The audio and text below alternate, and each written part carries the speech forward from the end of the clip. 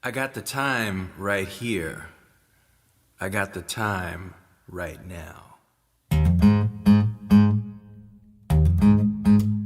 Uh-huh.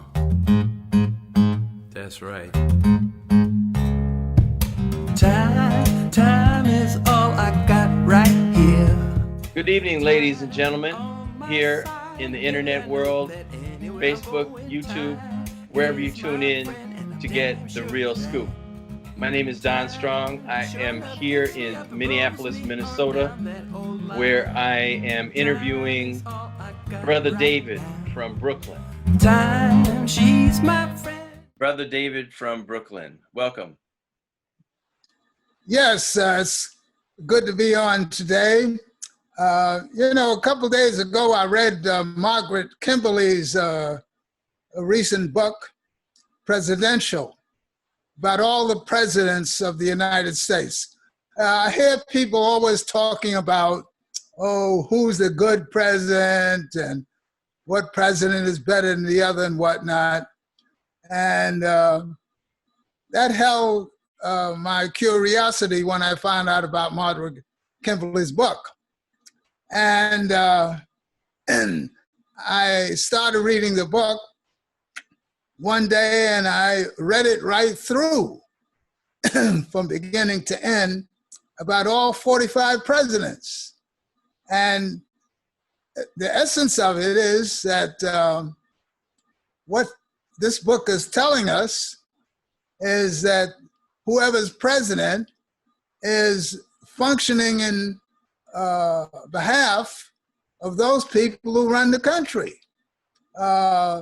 The president doesn't really work for the benefit of the masses of people who live here, from George Washington on. And I think that is very important for people to understand that. It is really no difference than being in a prison and talking about a number of people and who's the best warden of that prison. Because when you think about it, the president works for the ruling class, the people who are at the very top who works in the interests of those people. Now, often you hear people say the most ridiculous things. In the recent past, I've heard people say that President Obama was a god, you see. So if you really examine President Obama, you'll find out that he essentially did not change anything. In no way would he have even been able to become president if those people who vetted him before he became a viable candidate thought that he was going to change anything. So even when you get a president like Obama, who's African American, you can't assume that he's going to function in the interests of the African American community. And if he did that, he would have never gotten a chance to be president. There's so many ways to stop him. Don't forget, the ruling class controls all the media, it controls the schools, and it has so many ways to sink someone who wants to be president. So I think most people need to get that through their mind, that the president does not work in the interests of the people here, he works or she works in the interest of those who rule at the very top. And I think that is essentially important. Now, there are 45 different presidents, and we certainly can't go in a post like this talking about each one. But even the most beloved ones, like Lincoln, who is deified, they're saints, so-called freeing the slaves and that sort of thing. when you really look into Lincoln's biography, you'll find out that he wanted to do things like deport all the slaves to somewhere else in the Caribbean or back to Africa. He had that idea. I don't think he felt that African Americans were just as good as European Americans. So you have to look at these people very closely.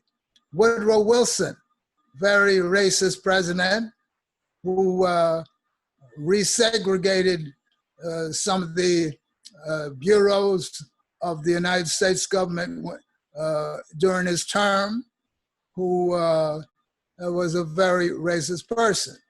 And he's not alone. So we have to think twice before we get into this problem of having no parties other than the one party we have, the duopoly, with two divisions, Republican and Democrat. People think that Franklin Delano Roosevelt was wonderful and whatnot, and he did some good things. He saved the ruling class people by putting in the Social Security and the things during the Great Depression.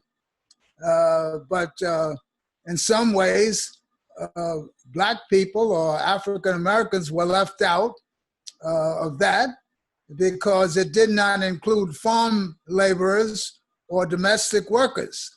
And in many parts of the country, African Americans were limited in their employment, and they were limited to things like farm labor and domestic employment.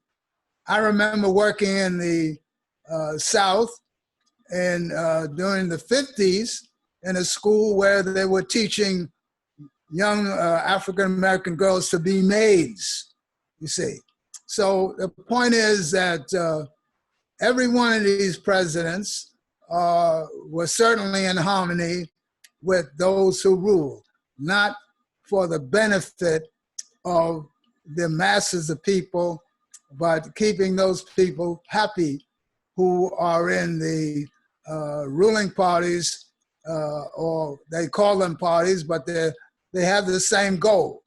The mission is to enrich the few at the expense of the many, and they're really doing that now. So Trump is in that group with the 45 presidents who have run the United States at one time or another, all in the interests of manifest destiny, which was the desire to take over the whole continent and run the world, rather. So the point is that people need to understand that you're not going to get that in school. They're not going to teach you anything like that because those who rule run the schools, and they're not going to give you the real deal or the 411 about what the real history is. So if you want to learn history, you need to study on your own. You need to read books like Margaret Kimberly's book, Prejudential. You need to do as much study on your own as possible, because there's going to be a lot of stuff left out that those who rule don't want you to know about. So that is my feeling about the president. I see it no different than deciding which warden you like better than the other. Okay, Brother David. So I hear what you're saying about the situation that the country is in terms of the president being an individual who gets in that position because he or she is serving the power elite in the country. So do you have any thoughts about what would be a remedy? That's one question I have. The other question is, where in the world can you find an example of where the system of government, where you have your chief executive operating in a different way or in a benevolent way? What's your thought on that? My thought is this. We have to understand that in the United States, first of all, we're an empire. The United States really isn't a democracy. Democracy is something that involves the people. This is an empire, and empire and democracy don't go together. And empire means that the United States has its tentacles all over the world. We have bases all over the world. Any country that does not go along with the program faces either sanctions or military action or both. And we're involved in other people's business and elections all over the world. Now, in the United States, capitalism is especially strong and dominant to the extent it is because of our diversity. The point is those who rule, the ruling class that you never hear about anyone talking on television and radio, are able to successfully play people against each other very effectively. That's how they run the place. As long as you can play the masses of people effectively against each other, then you can rule. You can do things that benefit those who rule at the expense of other people. Now, what you said about other places, everywhere you go, you have some people who rule. But in certain places where they do have capitalism, they don't rule to the extent that they rule here. I mentioned the Scandinavian countries before. They have their capitalism pretty well in check.